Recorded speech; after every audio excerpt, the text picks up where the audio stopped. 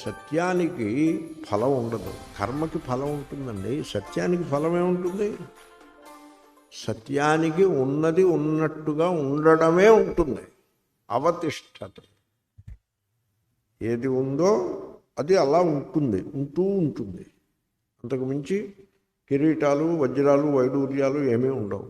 ఇదంతా పెద్ద భ్రమని కల్పించి పెట్టారండి. కుండలాలు, ఆభరణాలు, దేవుడికి కాళ్ళకేమో మరొకటి, నడువుకేమో వడ్డాణాలు, వీళ్ళ తలకాయ. ఇదంతా ఒక పెద్ద కల్పన కల్పించి పెట్టారు. కల్పించి జనులను పిచ్చివాళ్ళగా, తాము పిచ్చివాళ్ళు అయిపోయి జనులను పిచ్చివాళ్ళగా తయారు చేస్తున్నారు.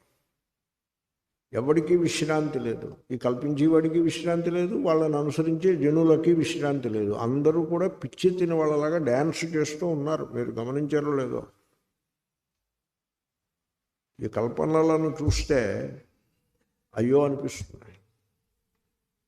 సంక్రాంతి పేరుతో కోడి పందాలు ఏమిటది? What is that?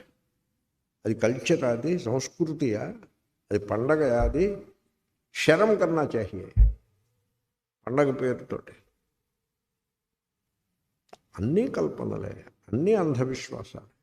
కనుమనాడు ప్రయాణం, ఆ కాకి ఇక్కడి నుంచి అక్కడికి వెళ్ళదు. ఎందుకని కనుమని ఎందుకన్నారంటే, సంక్రాంతి నాడు అగ్రికల్చర్ సొసైటీ, వ్యవసాయ కుటుంబాలు, వ్యవసాయము ప్రధానమైన వృత్తి భారతదేశంలో, ఆ ఎద్దులకు సంవత్సరం అంతా వాటి చేత చాకరీ చేపిస్తారు. ఆ ఒక్కరోజు వాటికి 2 అరటిపళ్ళు పెట్టి వాటి భుజం మీద కాడి పెట్టవద్దు, కొంచెం విశ్రాంతి ఇవ్వండి, ఒక్కరోజు విశ్రాంతి ఇవ్వండి అని ఎవరో మహాత్ముడు చెప్పాడు. సంవత్సరం అంతా చాకరీ చేయిస్తున్నారు, ఆ ఒక్క పూట మానేయండిరా, అది కొంచెం విశ్రాంతిగా ఉంటుంది అని చెప్పాడు. అది వీళ్ళందరూ అనుసరించారు. అందుకోసం ఆ రోజు ప్రయాణం చేయలేదు. ఎందుకంటే ప్రయాణం అంటే బండి మీదేగా. ప్రయాణం అంటే గుర్రబండో ఎడ్ల బండో, అదే ప్రయాణం. అది మానేశారు. అది కనుమంటే. ఇప్పుడు ఇప్పుడు ప్రయాణానికి ఏమైనా సంబంధం ఉందా? ఏమీ లేదు కదా.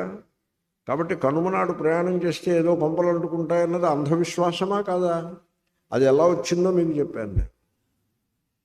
ఇటువంటి అంధవిశ్వాసములను మీరు దూరం పెడితే మీ సత్యాన్ని మీరు తెలుసుకుని మీ స్వరూపంలో మీరు ఉంటారు. అంధవిశ్వాసములను తీసిపారేస్తే ఎవళ్ళు మనకి రివార్డ్ ఇవ్వరు, స్వరూపంలో ఉంటారు.